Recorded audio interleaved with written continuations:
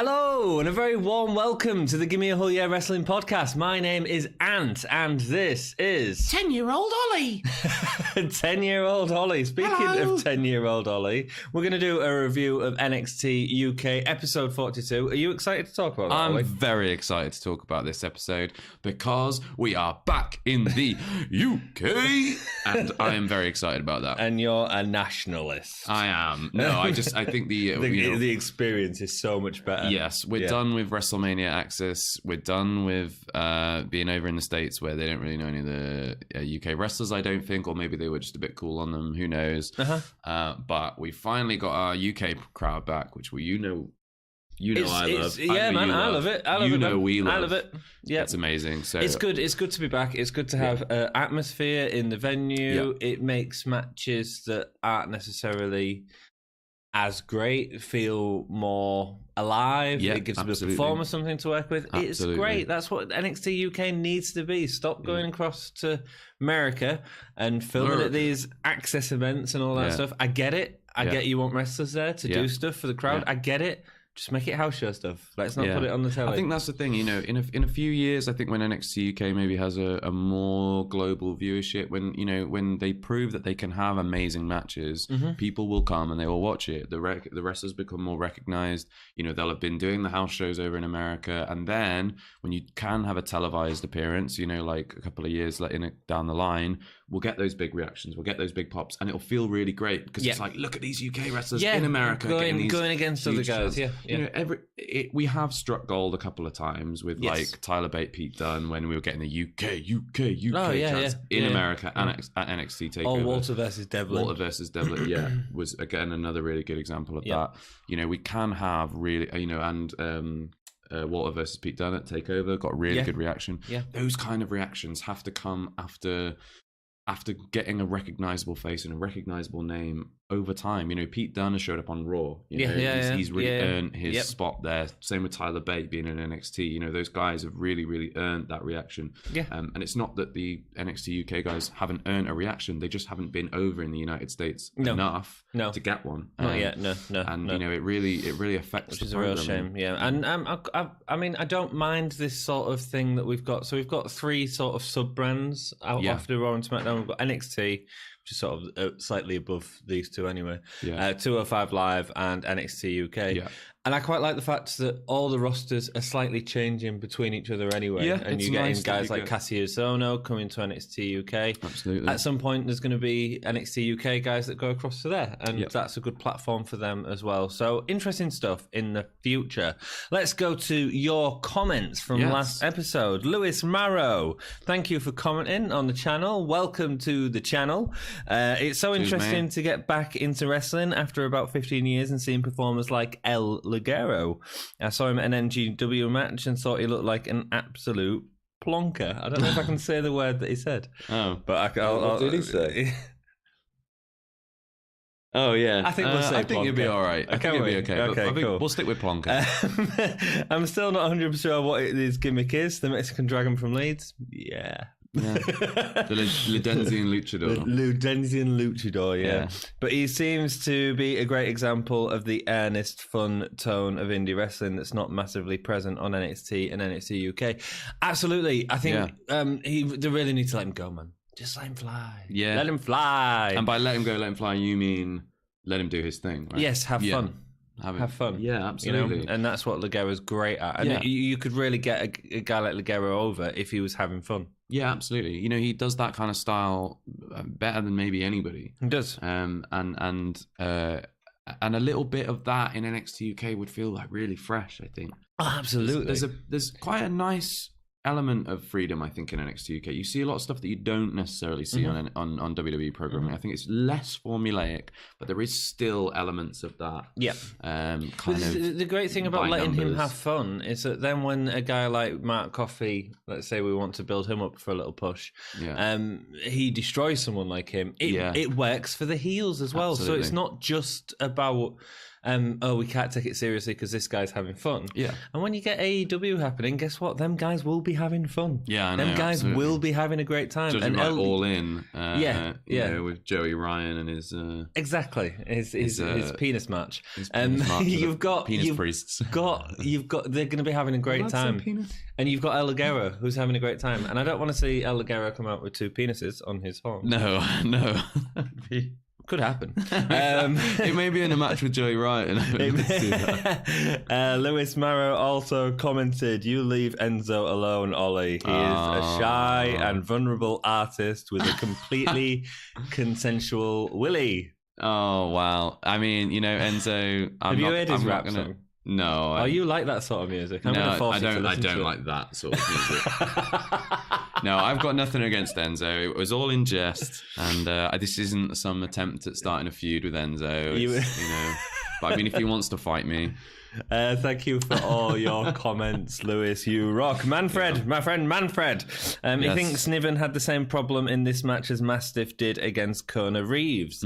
They look big and impressive against the smaller NXT UK guys, but kind of look a little podgy and underwhelming next to bigger opponents. I think they've got a really good point there. I think so. I agree. You know, the Kona Reeves match, we talked about this. Like, Kona Reeves is so tall and like athletic looking and chiseled. Yeah, it just makes Dave Mastiff not look like the giant that he's been building at. Yeah, he just looks like a tiny short man. Yeah, sort of like super white, and it's not because he is. It's because by contrast with someone who's 6'6". 6'6". Yeah. He's what is he, like 5'10", Dave Mastiff? Probably, yeah. I mean, he's shorter than I am. Yeah. He's he's way bigger than I am. He'd eat me alive. But when you've got someone who's like 6'6", it's gonna make him look small. Pete Dunne's really small. Yeah. Actually. I've got a photo with Pete Dunne, and he's probably up to there with me, and I'm about 6 foot. Yeah. You know, but he doesn't come off it because they're not putting him against guys like Kona Reeves. No, they put him against guys. I mean, and when they do want to put him against someone who is like a giant, they put him against someone like Walter, who would make anyone look small. So it works really well. You get that David versus Goliath element of it, and that's exactly what they wanted. Yeah, you wouldn't put him against, like, you know, if you put Pete Dunne against, I don't know, like someone like Cesaro, because Cesaro is quite tall. He's like 6'4", I think, 6'5". Yeah. If you put Pete Dunne against Cesaro, it would look weird because Cesaro is like tall and athletic, rather than like a big giant, you know, a Braun Strowman. It's okay. It's okay. Whereas Cesaro is not meant to look like a giant. He's or Lars Sullivan. Like, Topical. We've been talking about Lars Sullivan a lot. Let's move on. Go into Lars Sullivan. P.S. Ollie, bring back the beard. I'm used to more symmetry when watching you guys. It is coming back slowly. I am regrowing it. It was my beard might go next. I didn't actually have a breakdown and lose it. What happened was an interesting little story. I was trying to like trim it to shape, and I did that thing of being like, oh, too short. Oh, too short. Oh no! Oh, and then I just went, you know what? Forget it.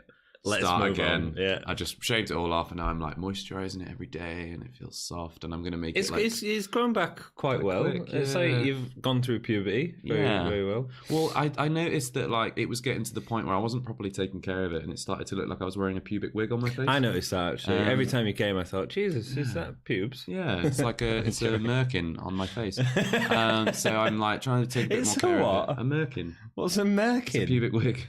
That's the name for a pubic wig. Okay, I've never heard of that. American. Oh, you do teach me new things, Ollie. Manfred as well, and welcome to our podcast. Yowie wowie, what are we learning about today? Merkins. My fireflies. Manfred, you put a comment up. I think you edited over it. He put the comment of the times down. We really appreciate that. And then you I think he edited over it to put that comment in. Oh, what about me? Yeah. Oh. Yeah. Thank you so much for everyone who comments on the episode and likes the videos. These videos are doing really well. Please join us on our NXT. What are we doing? Fire Pro Wrestling. Yeah, Fire Pro Wrestling. We're having a right time. We're booking NXT UK. We've got Mike Hitchman as our champion. We do. No, didn't we? Didn't he lose it? Didn't he drop it last episode? Oh, I don't know. Maybe. Spoilers, maybe. Oh. Go watch. But yeah, we're having a good time with that, actually. Like, taking it seriously. Yeah. You didn't save anything. I thought that episode was out by now, to be honest. It is, but people might not have watched it. Go watch this video that I'm going to spoil for you. It's all good.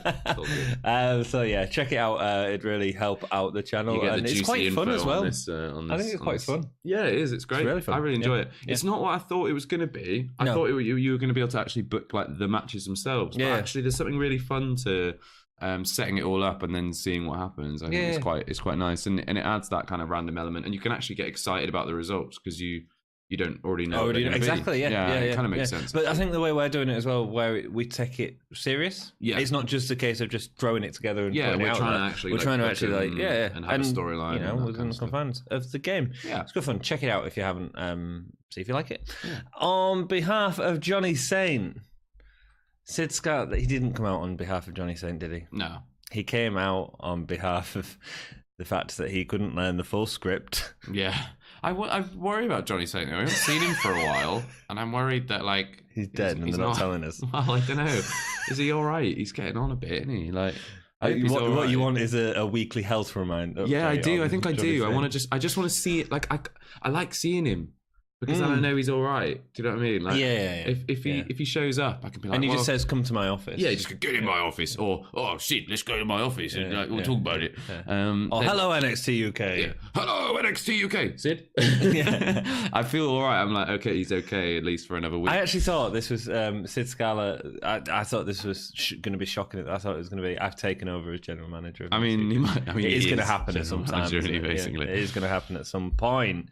8th of May 2019. In Glasgow. We only just got to that point. Yeah. We've been talking for a while. We have. No, it's great. I'm really excited. Glasgow, you can just tell it's going to be a good crowd. I can't just wait. By saying, it's in Glasgow. Have you ever met any Glaswegians? Yes, I've been to Glasgow. Yeah. Awesome people. Yeah. Met a few Glaswegians when I was up in Edinburgh, and just really lively, heartful. Yeah, Glasgow's lovely. People. The union working for they have an office in Glasgow, and it's very good. Yeah, it's very nice. So I was excited about Glasgow. Yes, man. I knew it was going to be a good crowd. Yes, and they didn't disappoint. And they brought Gallus out, so we saw that reaction and really sort of treated us to some good stuff. So on behalf of Johnny Saint, he's going to announce that there's an NXT UK fatal 4-way match to decide the next contender for Walter or Pete Dunne going forward. I knew it was going to be a good episode based on this segment alone. Yeah, man, because straight away you have stakes. Yes, absolutely. Here we go. Finally, we have random matches between two guys that have been handpicked, which I think is a bad phrase to use, but it's fine. I'm okay with that because I'm excited. Okay. It's okay. But it means now we can have match of one dude versus another random dude. That culminates in something. It means something, and now we have a reason for these matches, and it feels good. It feels so good again. How do you eat your steak? I don't eat steak. Oh yeah, you don't. I am the dreaded V word. I eat a mushroom. I eat mushrooms instead. And fungus. That's literally what I eat. Dude. I eat vegetables and fungus. Exciting stuff. I imagine it's going to be against Walter. I don't know any of the spoilers towards that at all. I'm assuming that the Pete Dunne versus Walter match is not going to go back to Pete Dunne. I feel like Pete Dunne needs to move on to bigger things now. I'd quite like it to go back to Pete Dunne on NXT UK TV as well, though. It'd feel like, sorry guys, we let this championship match happen offshore, and I don't know. For me, I think that I think now NXT. I think Pete Dunne is a huge star now. I think, judging by his reactions everywhere he goes, he's a huge star. I think you could put him on Raw or SmackDown or move him up to NXT permanently, and he would be successful. I think in terms of the company, they'll be able to sell. Oh, should he have the North American Championship? That'd be awesome. Good. That would be really good. That'd be good. And I think that having Walter be the champion is actually a really good move, because now you can get like a new plucky underdog You can have matches with stakes in it. Yeah, you can start building an actual division. Yeah. When Pete Dunne was holding the title, I loved it because he's great. I love it, yeah. But now it's gone. Now it's opened up the field a lot more. Yeah. I feel like there's actually something to play for now, whereas before I was like, I can't see anybody taking it from Pete Dunne. Cool. 8 men have been called into the... Sorry. No, go. 8 men have been called into the... for these fatal matches to get this fatal 4-way. So, I was thinking, let's have 4 people, because we know a couple of people from this episode. Yeah. Let's call 4 people each who we think should be in that fatal 4-way. Okay. Straight away, Jordan Devlin. Devlin, yeah. I would 100% say Devlin as well, yeah. You have one and then I'll... Okay, I'd say Dave Mastiff. Dave Mastiff, yeah. Definitely. Joe Coffey.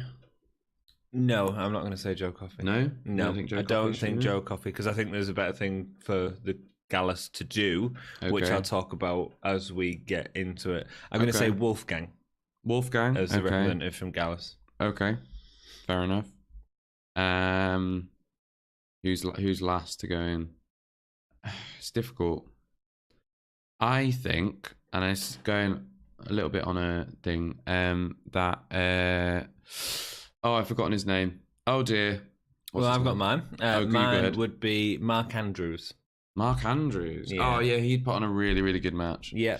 I was thinking good guy for a fatal 4-way. Shiny new toys.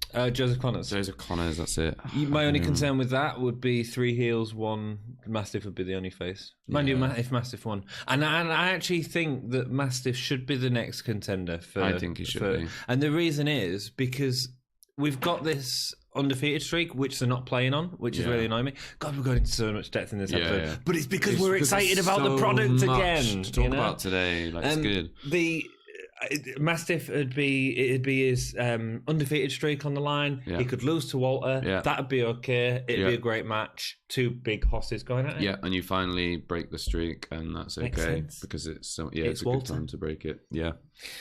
Wow. They've not been using Dave Mastiff to his full potential, I don't think. But I think it's because it's been broken up by these trips to America. I think that's why. Yes, and also the fact that he seems to get injured as well. So I think the episodes that were filmed before the American one, he wasn't there. Okay. Yeah. He didn't show up, did he, for a while? Because he beat Eddie Dennis at TakeOver. And then didn't show up for ages. Didn't capitalise on that sort of TakeOver match, which is weird. His momentum's been very stop-start, I think. Yeah, because I was thinking about Eddie Dennis in it, but actually I wanted the representative from Gallus. And I think Devlin needs to be there because he feels like number 2 or 3 in the company in terms of challenging for that title picture. Yeah. You've got Pete Dunne, Walter, and then Jordan Devlin, in my opinion, at the minute. Yeah, I think so. Rock and roll. It's really interesting. I was talking to Dom the other day and he was like, I don't get Jordan Devlin. I was like, that's cool. Go watch him. Go watch him. Watch a bunch of Devlin matches and you will be sold on Jordan Devlin. You'll suddenly, he's incredible. Yeah.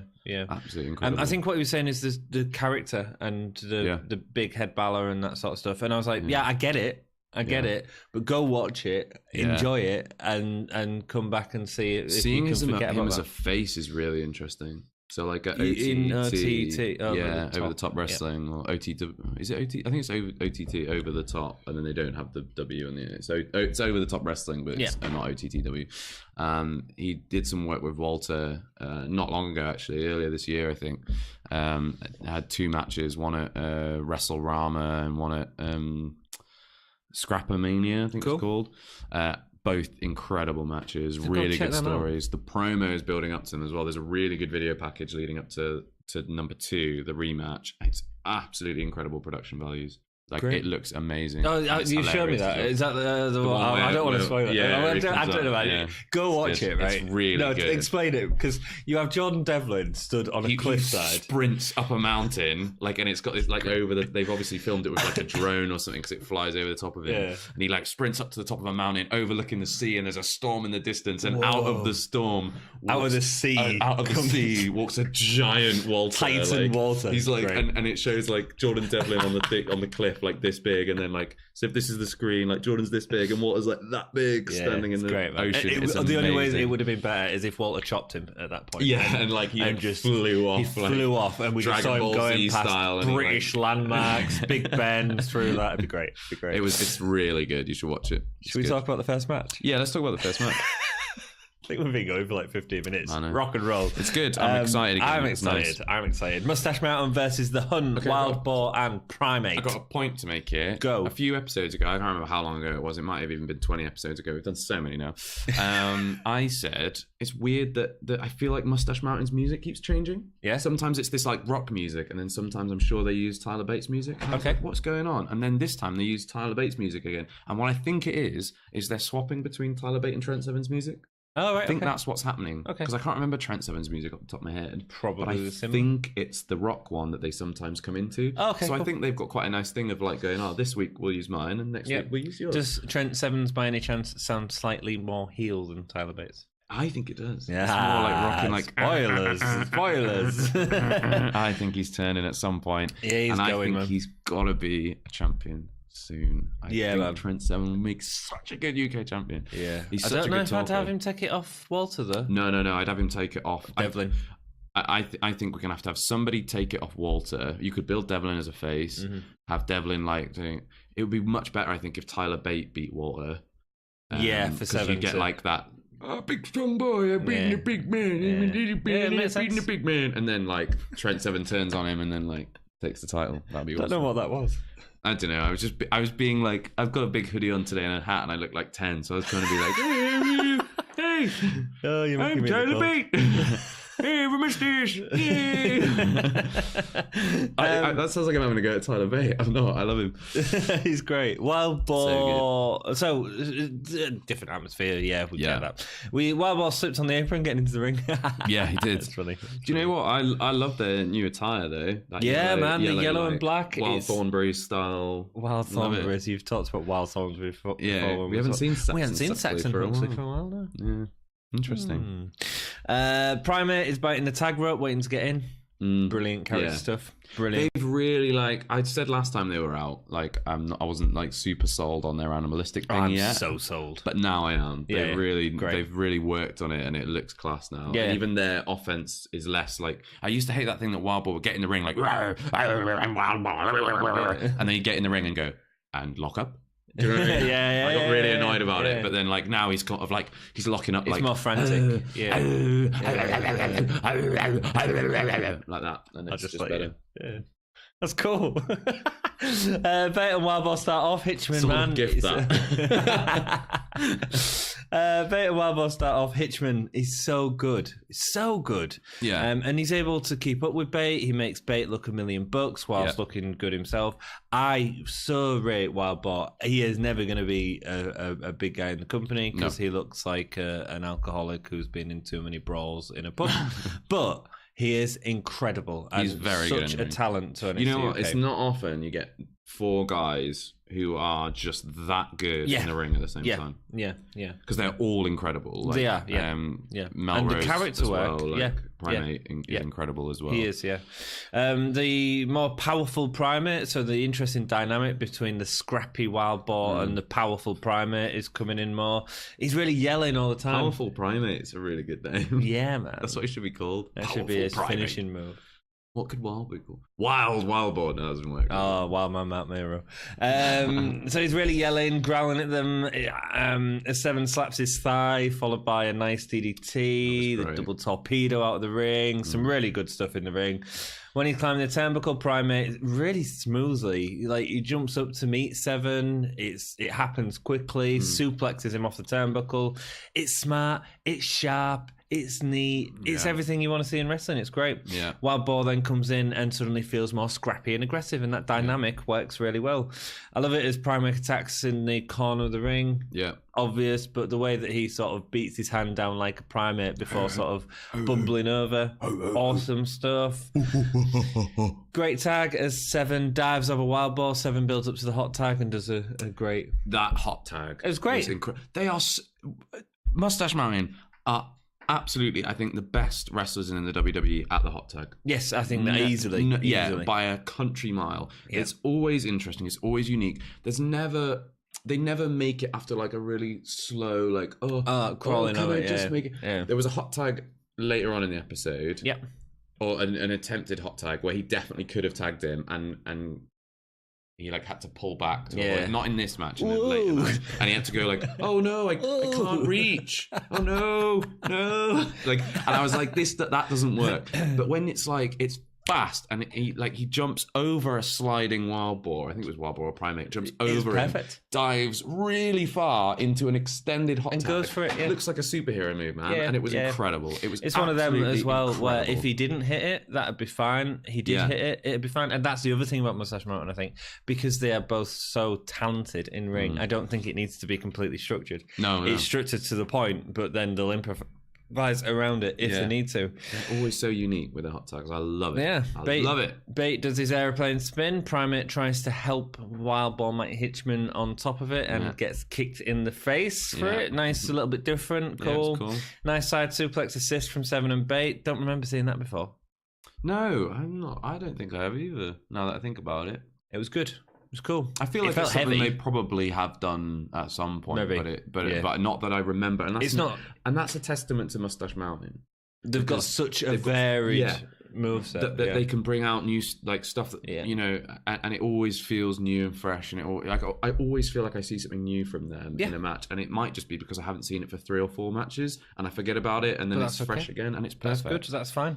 Both great as Wild Boar throws Bait into Primate, who delivers a side suplex again. Sort of seeing a little bit of you can do this move, we can do our move, our version of the move. It's different enough to make sense. Yeah, good stuff. Nice. Both Seven and Bait deliver Bop and Bang at the same time. Another spot that we've not seen. So cool. I mean, they definitely could have said, we're bringing out different spots for this to really build up the crowd. Because I had a thing about the Bop and Bang the other week, and I said, like, I've seen it getting too stale, often. But they did it in a fresh reinventing with the back body drops that led to like they landed on their feet out the back body drop, and then like bam, and it was the fact that Trent got the bop and then bopped with a punch, and then Tyler banged it with it. Oh god, it just timing was perfect. It wasn't like they both went like, boom. Do you want to see Trent and Bait bop and bang more often?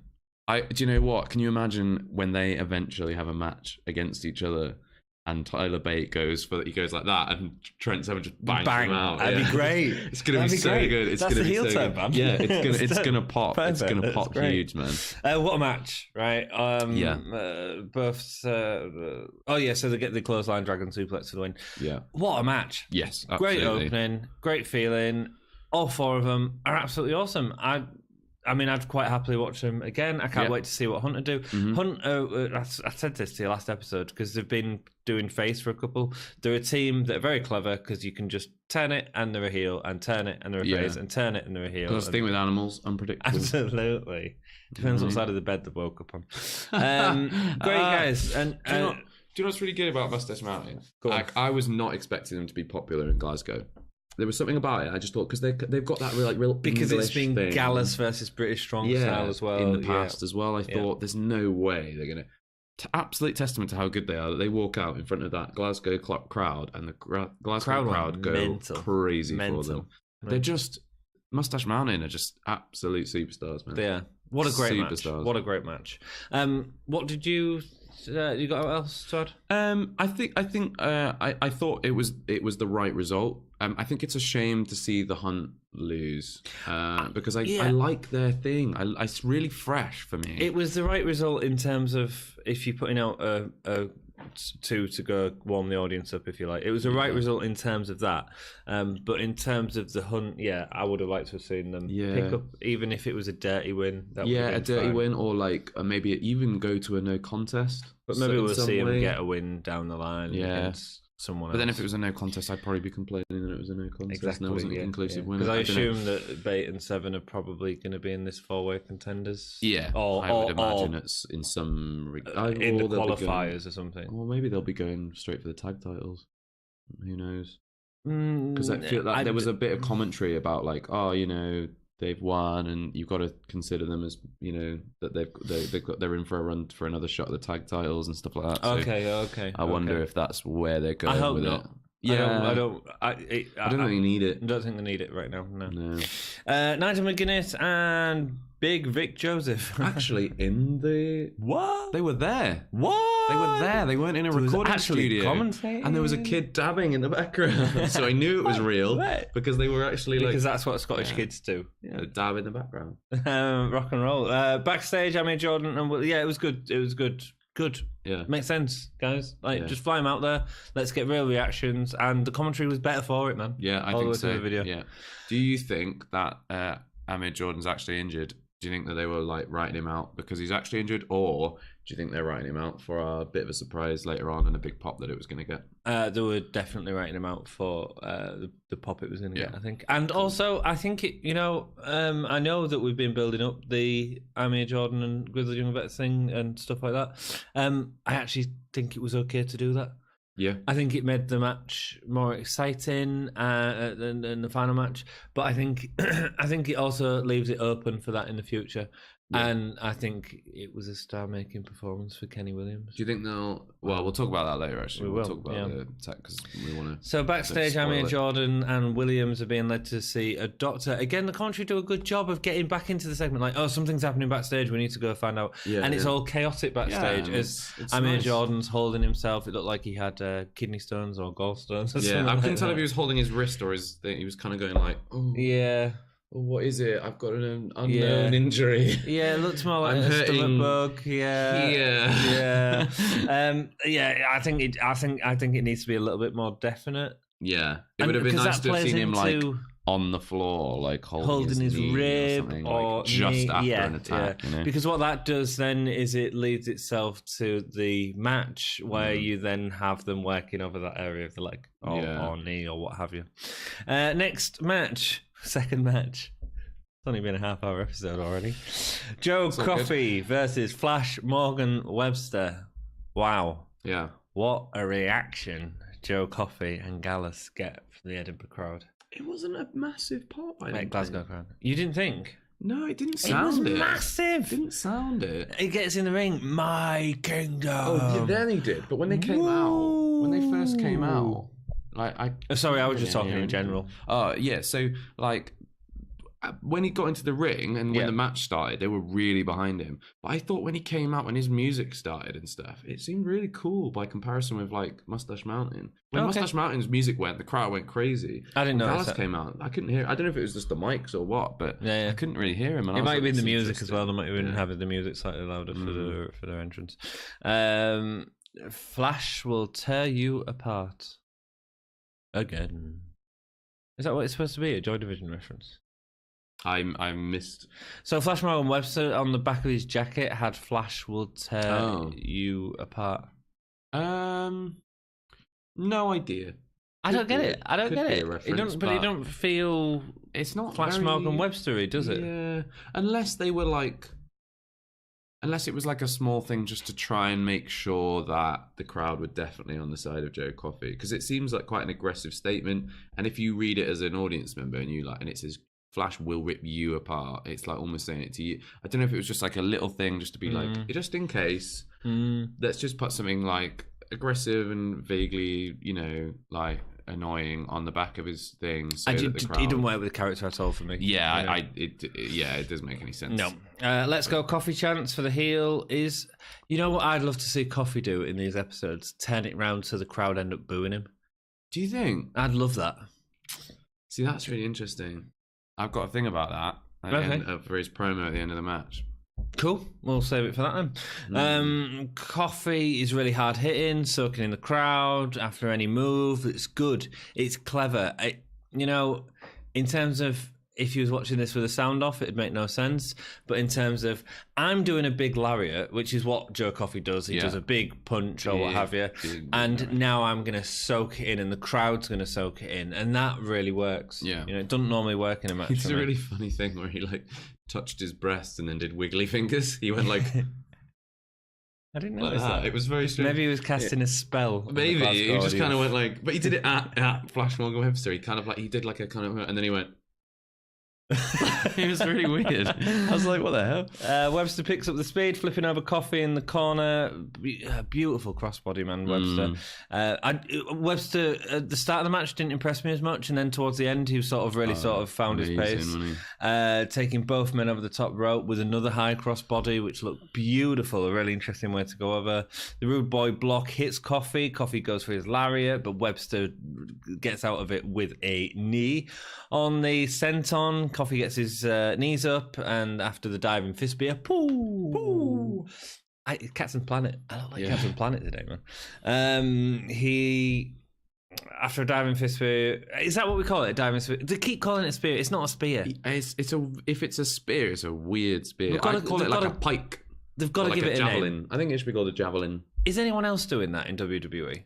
Not that kind of spear. So let's give it a unique name to Gallus. Let's stop calling it a spear. I think what they should do is Vic Joseph should go, "Oh, it's a spear," and Nigel McGuinness should go, "It's not a spear, Joseph, it's a javelin," or something. Do you know what I mean? Like there should be like a kind It's the haggis. It's the haggis. The haggis on the end of a pole. Is that racist? Probably. Whoops. On these, so then he gets the for the bells lariat or best of the bells lariat. Something about bells. Bells. Pin. Yeah. Great match. Yes. Dynamic. Yes. Interesting with the crowd. Yes. And it had stakes. It had stakes, because they were competing for something. Yeah, and then the crowd were behind that. Yeah. I was all for it. It was a great match as well. You know what? Really competitive as well. I was expecting a squash, but to see Flash Morgan Webster take Joe almost to the limit. Yeah, I didn't like him that much at the start of the match, sir. I thought he was a bit weak at the start of the match. I don't know why. I quite liked his sort of like, oh my god, the crowd aren't with me. The crowd aren't with me. Yeah. And the commentary were really making a thing of that, and I like that. Yeah, no, I like that. But like I said, I think it was more in ring that I didn't enjoy, and then I got right into it in the end. Anything else to add to that match? We'll go on to the promo. No, I don't think so. I think like it was just good. Oh no, tell you what, there was one class moment. So I think it was just after Joe like made a bit of a comeback, and the crowd were booing everything that Flash Morgan Webster did, and he had quite a long run of offense, and then Joe came back with like a clothesline or something, and it cuts to a shot of the crowd, and there's one kid just going like, like this like little like 8-year-old boy going like, and I was like, is that what that kid was really into it? Yeah. As soon as this episode started and I realised we were finally in Glasgow, that was me the whole way through. Great match, great dynamic. The crowd were chanting, "We are Gallus. We are Gallus." Yeah, that was cool. Matt gets on the mic. "This is our kingdom." There was a lot of "This is our kingdom," and it was really working. Our kingdom. Although normally we take the mick out of "This is our kingdom." It felt passionate. It's our kingdom. It feels like they're finding passion behind it, and the crowd is supporting it. Fine. Yeah. You put in our hopes on us three, and we run this city like NXT UK. Yeah. So this is the thing about we're the gangster underlords. Yeah. This is the thing about this promo, right? It felt like he was going like, we're like, he kept going like us three, not you, but he didn't go like not you to the crowd. He went like not you at home, but he like it was neither here nor there. I thought like he didn't go like it's us, not you lot from Glasgow. He went it's us, not you, and just left them out of it. And I was like, that's an interesting like weird choice of it. Place to go in the middle. I feel like I feel like it would have been. This is interesting that you said earlier you wanted him to turn the crowd against him. I just think it'd be interesting. I think completely the opposite. I want to see him go like, "We are Glasgow. This is our kingdom, and the rest of you know, like go to the camera and do the heel promo to us watching at home." Because let's be honest, most of us at home aren't from Scotland. Unless they happen to have a massive viewer base in Scotland. We absolutely don't know the viewer base in NXT UK. You would imagine that it's an even split, across the UK, and then some in America and some in other places. You'd assume that most of us watching at home aren't Scottish, so absolutely, majority, of course, So when he goes, "This is our kingdom, not yours," and it's like a kind of like cool. He can still be the heel for the TV audience, but he's kind of going Glasgow. But I agree with you. If he's going to do that, get the crowd behind him as well. Turn it into a this is us. This is us. Yeah. But he kind of didn't. It was sort of like halfway between. It felt like it was a heel promo for the crowd, but every time he went like, "This is our kingdom, not yours," and then like the crowd would go, "Yay!" Yeah. No, I agree with you there. I think that'd be great. Did you notice that he called? I assume I can say this because I don't think the actual word is bad itself. He called Flash Morgan Webster a helmet. Yeah, so the crowd we got rid of that wee helmet. I think it must be a Glasgow thing. It must be. I know what it is. Oh dear. Yeah, the helmet is the tip of the it's the helmet of the thing. So like, and when you refer to someone as a helmet, that's what you're calling them, right? Which is a really interesting thing to be getting away with, I think, on WWE TV. I feel like, man, it's so obscure. I mean? Yeah, no one like Vince McMahon will go like, gonna watch it and go, "What's a helmet? They've just called it the tip of a penis and got away with it." If anybody ever told him, he'd be like, "What?" But like, why is he? No one's telling him. British. No one's. I don't know, man. You're fired. There we go. Talk about Wolfgang. Yes, that was weird. It was so awkward. It keeps happening, right? It's like Joe Coffey will be like, "This is our kingdom. I'm really angry," and then Wolfgang will be like, "Yeah," and Dave Mastiff, and he'll go, "No, calm down." It was the way he sort of like put himself in there. Like, "I'm gonna have you, Dave Mastiff. You're going for blah blah blah." It was so forced and fake that the crowd just started laughing. And after this sort of, it's a bit like, having the guy on the battlefield, "This is our freedom," blah blah blah blah, right? Like blah blah, and then like a guy coming up to him going, "Yeah, we're gonna beat you." It's a bit like who's the other? There's a team that did. Oh, it was it's actually Flash Morgan Webster and Mandrews. They had a promo before where Flash Morgan Webster, Mandrews was going like, "Yeah, we're gonna win the matches," and Flash Morgan Webster went like, "Yeah, we're gonna take them out," and like that's gonna be it. And then Mandrews came back in with like, "Yeah, we're totally getting." You can see Flash Morgan Webster going, just like, "Shut up, man." Let me talk. Like you're good at the in-ring stuff. I'm good at talking. Shut up. That was hilarious, and the crowd were just laughing at it because it was so bad. Yeah, it was not a good look for Wolfgang. And like when Joe Coffey came over and was like, "Hey, no, you're okay. And then like Wolfgang was like, "What? Did I do bad?" Sorry, weird. Joe. I didn't mean to. It's just like weird. Pete Dunne package next. Him training the Performance Center. Nice shot, nice production, nice filter on top of it. Really said exactly what I needed to say. Yeah, I'm trying to train to beat Walter. Do you know what? They need to make that a move in WWE 2K. What's that? The fingers thing. Do you want the submission in it as well? Yeah. Oh, it could be like proper. Yeah. You could make your own mini game for it where you got to snap the fingers. Yeah, that would be And then awesome. You could have an animation where you like break the fingers and oh my god, that would not be in a WWE game because it would have to be like rated 18 or something, wouldn't it? But be great. But I do think that move needs to be in there. It's so iconic now. Yeah, it is, yeah. I know it's not like that's not super important. Do you know what's right? No, it is. What I've been watching in the Wrestling Rewind series, a lot of Mankind's matches against Undertaker at the moment. Yeah. From '96, and it's interesting because he does a lot of stuff, Undertaker, with joint manipulation because it's all about stopping Mankind's mandible claw. But you don't you associate it with Pete Dunne and you think it's brand new and fresh, but actually Undertaker's doing exactly the same thing. Yeah, that's cool. It's that's interesting. A nice little almost kind of callback. There was another interesting callback I think in this match. I know it's something that wrestlers have done in the past, but it's quite relevant to something that's going on in WWE at the moment. We'll talk about it when we get there. Another Ilya Dragunov promo. Look forward to seeing what he can bring. Yeah, he seems really dynamic and interesting. He looks like a kind of heel Mark Andrews. Yeah, do we need to see the promos? I think my only issue with the way they're doing it is the showing him off in this sort of package, which is showing all the great stuff that he can do. If you do that and then he comes in and puts on a 15-minute match where he's not doing that, then it's going to undersell him. It's a little bit, so I think there's a little bit too much of that. I think I prefer the slightly smoother. We don't have to show everyone everything straight away. I like the whole Russian thing though, the kind of like Ivan Drago kind of thing they've got going on with him. Yeah, it's interesting. Like the hammer and sickle stuff, and his like crazy eyes, and then like They're kind of trying to make him, I think, look like this kind of like super athlete. Yeah, that's cool. That's cool. But I agree with you. Too many moves. Yeah, man. Nina Samuels versus Casey Owens next. Yeah. We've had Casey Owens on this before, haven't we? I feel like we have, but I can't remember. I couldn't tell you from what episode or anything. She seemed familiar, but I don't know if it's just because I've seen her in my broader wrestling watching. I don't know, maybe. She comes out to the ring. She looks great. She does that backwards, upside down, hanging on the cross thing. Sandwich, a few sandwiches short of a picnic. She's described herself as, apparently, according to the commentators. Yeah, I didn't really get why that was. Yeah, he was like, "Oh, look, you can see that she's a few sandwiches short of a picnic." But she looked like a star at that point. If you took a photo of that, like, she looked like. I mean, it was.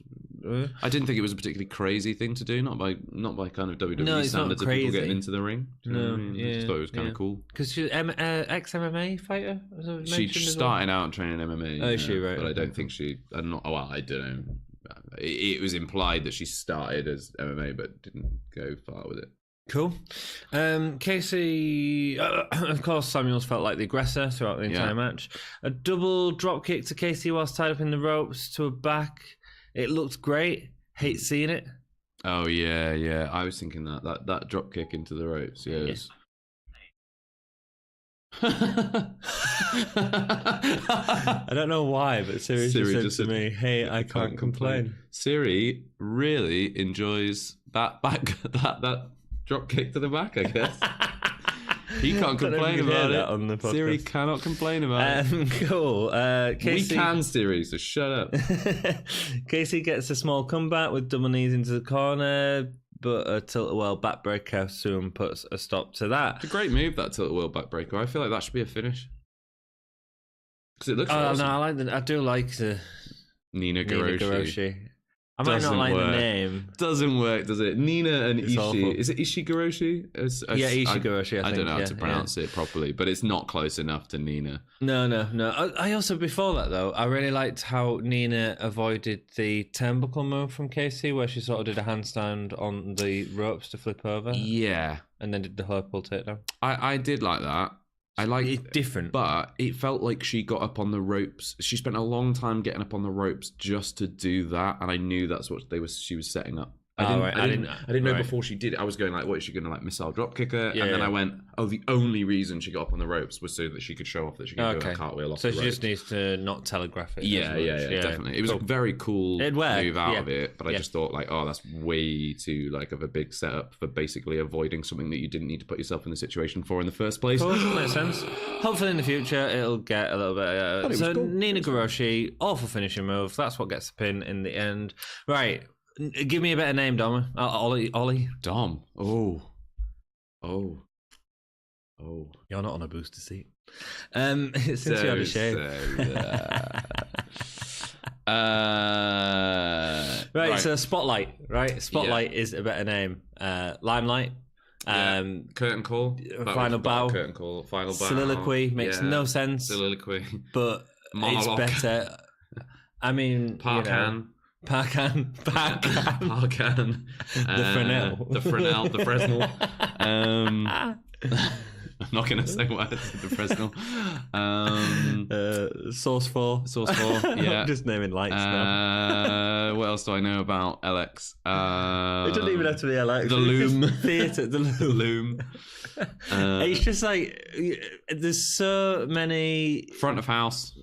If you if you're giving her this theatre gimmick, then like don't call it a Nina Goroshi. Can you take out A1, B1 and C1? Those are all in jokes that none of you can pick up. Red Sea comes in to congratulate her and ask her, "Are your eyes still on Tony Storm?" It felt like it was one of them questions that was really sort of pushing an answer.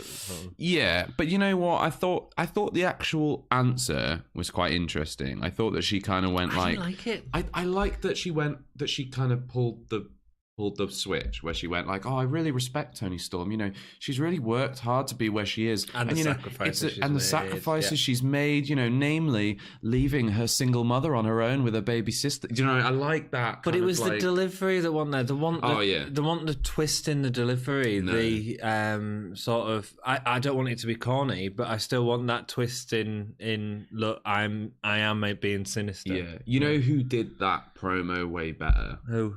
Alexa Bliss. When she won, I think it was Elimination Chamber. Oh, man. And then she went like, this just proves that, you know, like anyone can do anything they want if your name's Alexa Bliss. And I was like, great, that was so good. Face and she's that was a 5-minute promo of her like crying, winning the title, and then suddenly like it was brilliant. It was genius. Yeah, exactly. Genius. And that's sort of what Nina should have been watching really to really sort of. It was a little bit too a bit too telegraphed. We knew she was going to like turn it around in the end. Yeah, and I also don't know if it was necessary. I agree with you. I don't mind the sisters and mother thing. It's a bit out of left field. Yeah. But I don't mind it in terms of building up a feud. Yeah, I quite like that it adds a personal element to it because it means when they eventually have a brawl, it'll feel like there's a reason for it. Yeah. I wish she'd gone more on the angle that was slightly alluded to of her being an independent as opposed to bringing her mother in. You know, she's an independent person that doesn't care about family, which is sort of where it was going, but at the same time...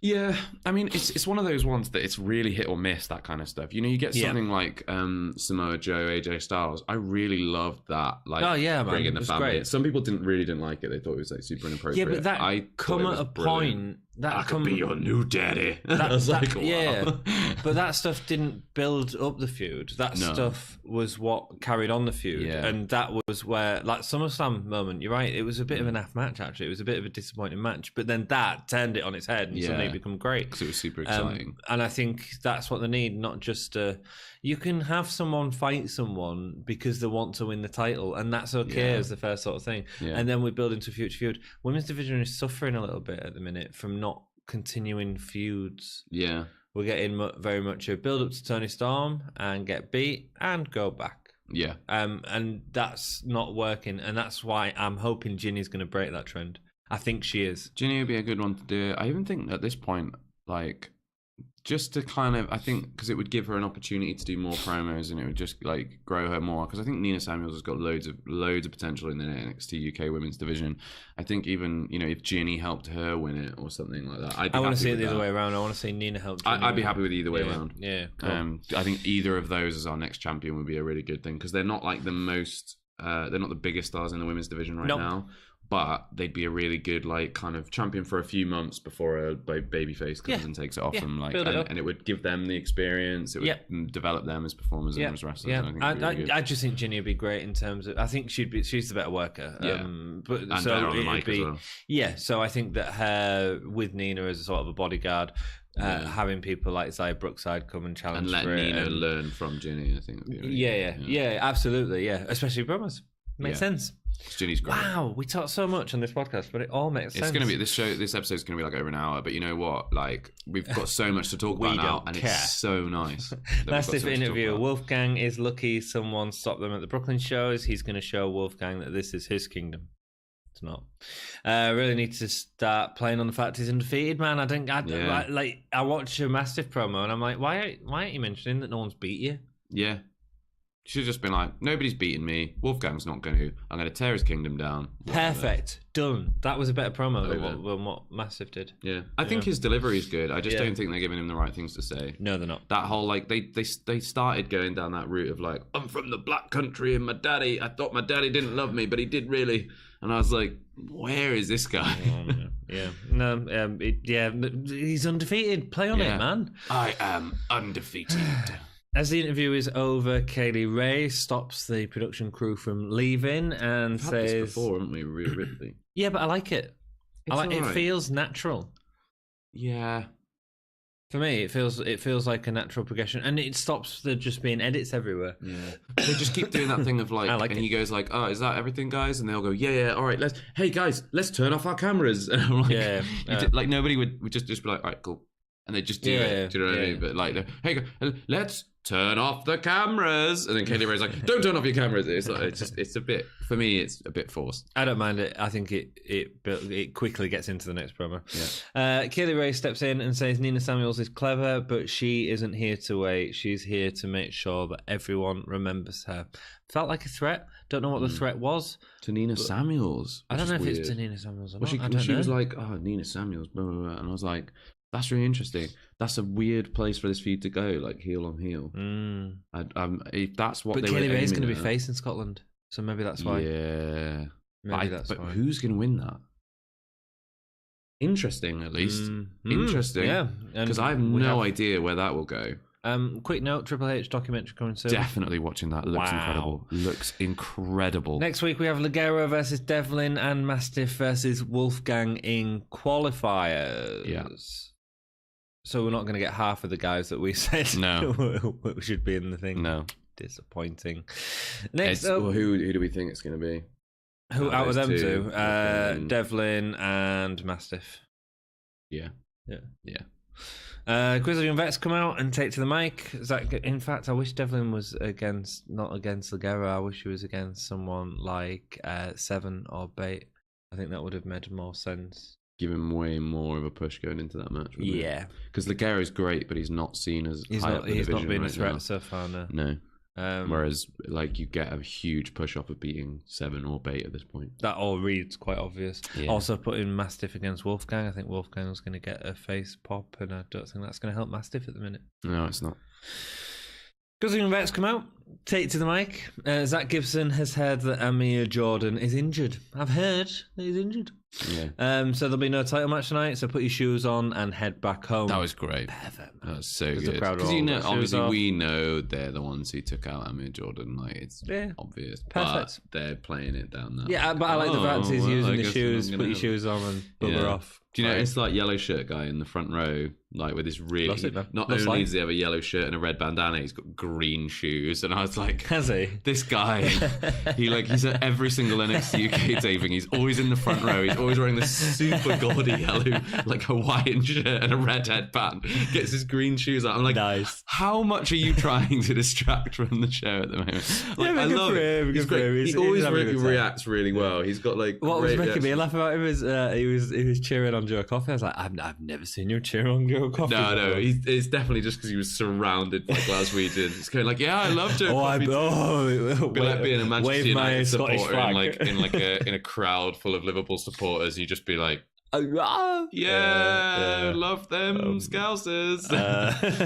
So Kenny Williams, the lucky lad, comes out. Amir is injured, but Williams is lucky enough to have friends. Yeah. Congratulations, Williams. Yeah. And congratulations on that being a lucky thing. I'm not lucky by having friends. I make friends. Yeah. But whatever. I'm talented at making friends. I'm extremely lucky. Put that on your CV. One of your talents. Making friends. I hate the lucky thing. I do. It's like awful. And of course, out comes Noam Dar. Which was a big surprise to me. It was a massive surprise because I thought he was still injured. It was really nice that he was able to show up. I felt really bad for him when he got injured because I was like, I knew we were filming in Glasgow next, and I thought, it'd be perfect. Yeah, and I was like, oh no, he's going to miss out on that. But we didn't see it. He's back. Coming. I don't know if he's because he wasn't off as long as he was first time, and if it was a meniscus tear, which I'm having an operation for in a couple of weeks to sort out my meniscus. I'm surprised he's back so soon, but good for him. It might not have been it. They might have just worried about it in the match. He might have played it on. That's fine. That's good. That's good. Yeah. Glad to see him back. I'll tell you one thing though. Noam Dar was a heel. Yeah, he was when he was injured. I get that he's going to get the face pop. Yeah, but Noam Dar was a heel. But I think at the end of that match when he got injured, that was basically a face turn for him because everybody applauded him and gave him a standing ovation and said, "We love you." And understand that. But then I also don't like the. It's one of the things I don't like about NXT UK at the minute. This back and forth between face and heel without any explanation. So and it's fine if he comes back as a face in the match and he's helping Kenny Williams, but then make it so that he's the one that cost Kenny Williams, and then he'd get proper booed. Yeah, Kenny Williams put on a great show here, man. Let's get into it. Grizzly and Vets versus Kenny Williams and Noam Dar. Be honest. Didn't expect Dar. Starts out fast, lots of fire as Dars and Williams throw around. Because the young vets looked slightly weak. But I was okay with it because it was popping the crowd. Dar with a nice Northern Light suplex early on, but Dar and Gibson soon get back on top with Drake giving chop blocks to Dar's knee. Start working over his knee constantly in the match, so going back to the knee. It makes sense. Yeah. What did you absolutely? What did you think of Gibson and Drake in this match? In terms of technically, I thought they were great. I thought they were consistent as ever.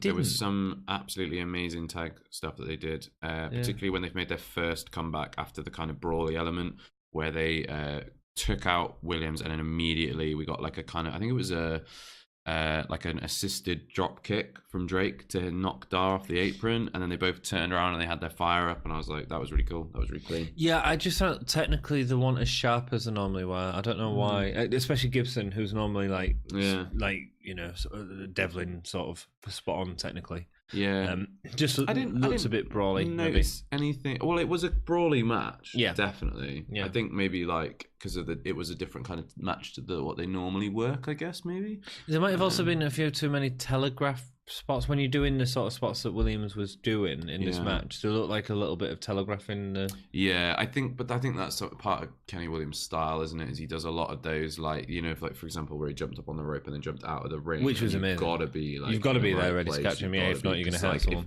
If he jumps out backwards, I get it. Without them there, break his back and knock his head off. Cool. Dark Art made the tag, including Gibson taking Williams off the apron, which was really nice, pulling his legs out. Cool. When he does come in, Williams, star performance, man. I mean, he was outstanding in this match. Takes out Gibson off the apron with a high knee, a really sweet DDT from Williams. As Drake has him on his shoulder and he sort of reverses it into a DDT. Looked brutal. Didn't see it coming. It was a good DDT. Really nice. Nice back elbow off the turnbuckle to the outside. Williams was on fire. While we're talking about Williams, there's one thing about his comebacks I really don't like. It's his face. No, his face is fine. Okay. It's the move that he does, and there's a few different wrestlers who do this.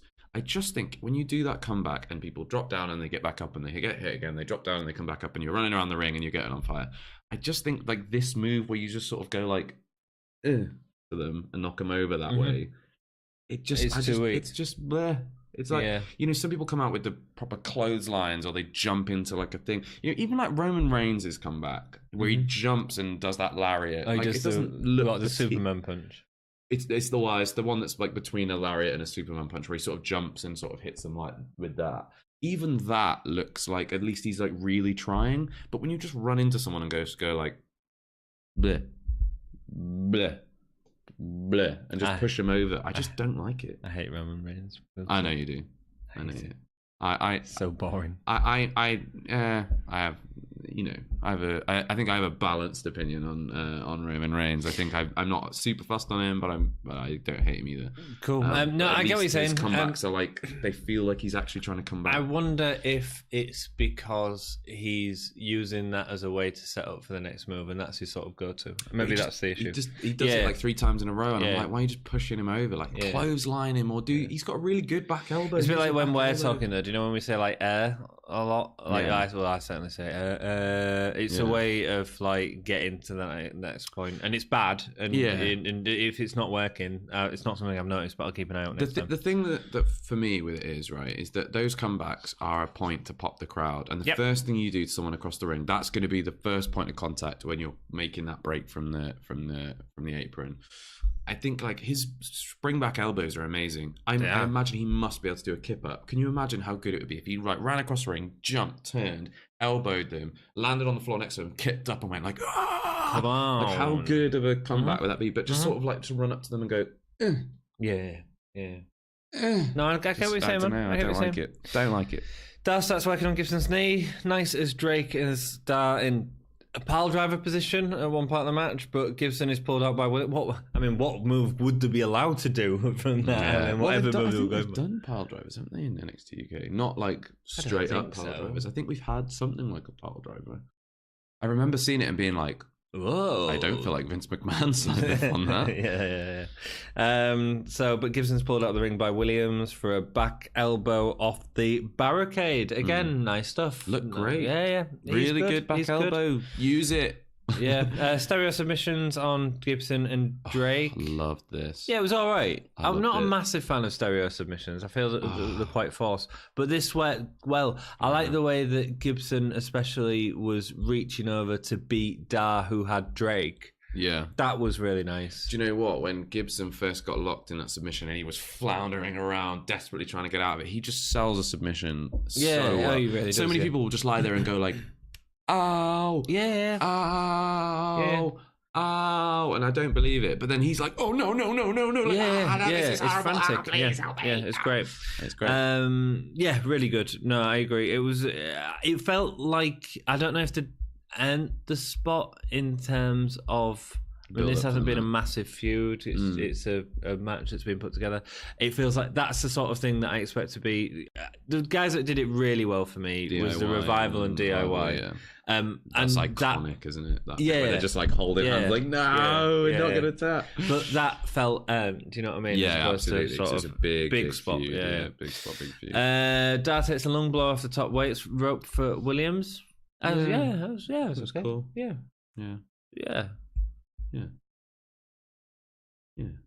Is there a way you could have turned that into back to the heel turn Noam Dar though? I don't think so, because I think he's just demonstrated at that point that he's like he's ready to help. You know what I mean? Like he wants to help out his tag team partner. I think the more likely place to do the heel turn would have been when Noam Dar is locked in the single leg Boston Crab, which comes up just after this, and he goes to tap, and Kenny Williams stops him from tapping by like crawling under the rope, and he like holds his hand to stop him from tapping. Like that would have been a perfect place to turn Noam Dar heel, because he's like, "Why did you stop me tapping? My leg is injured. Right? He was putting me in a single leg Boston Crab. What are you doing?" And then to turn on Kenny and like knock him out or whatever, and then like leave the ring and let him take the pin. Like that would have been. I think better. Yeah, good idea. But it's a great long blower off the top rope. Oh yeah, it looks great. It was great. Drake hits Dar's knee across the turnbuckle to take him out of the match, and Gibson sort of is there in the background like, yeah, that was really cool. Yeah, great. Well done, Drake. Thank you, Drake. That was great. Healy. Trolley, love it. Yeah. Drake delivers a dropkick on Williams, held in the corner by Gibson. Then we get a Helter Skelter with a 450 splash, I think it was. Yeah.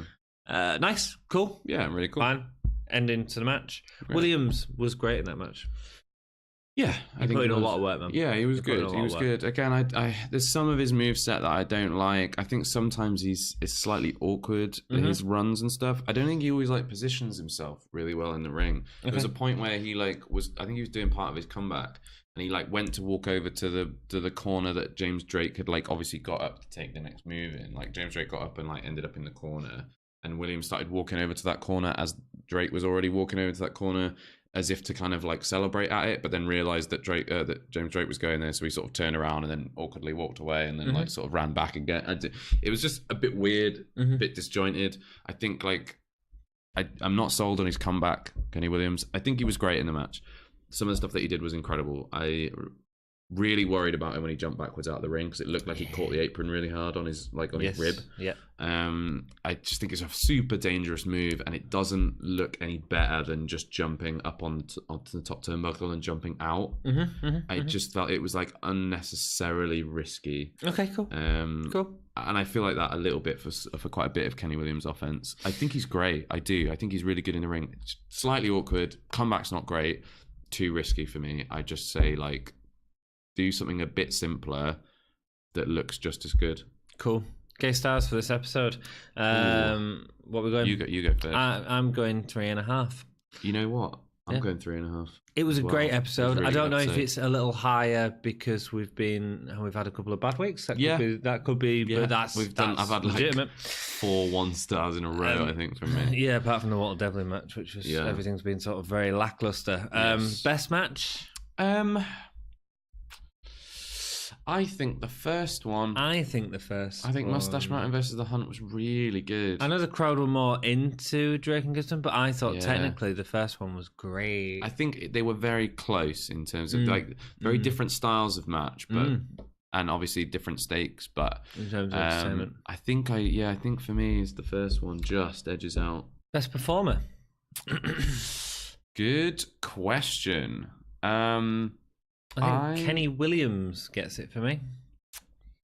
I really enjoyed him in that last match. I thought he was plucky and brought an interesting dynamic to the grizzled young vets offense. Yeah,